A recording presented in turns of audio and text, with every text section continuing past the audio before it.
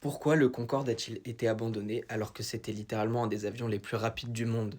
Beaucoup de personnes pensent que c'est à cause du crash qui s'est passé dans les années 2000, mais la vérité en fait elle est bien différente de ça. D'ailleurs, petit fun fact, Air France disposait d'un Concorde avec une livrée Pepsi et c'était le seul au monde à avoir une différente livrée comme ça. Pour revenir à la raison, le problème c'était pas vraiment la technologie, mais c'était plus la physique. En effet, le Concorde il produisait un bang supersonique.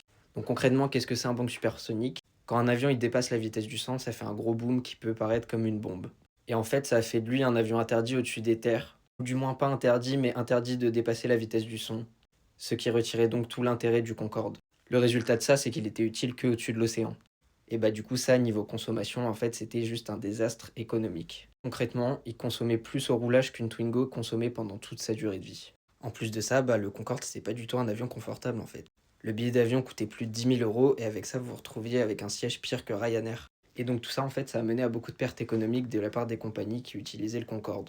Et donc tout ça, c'est la vraie raison qui a poussé les compagnies à arrêter d'utiliser le Concorde et non pas le crash des années 2000.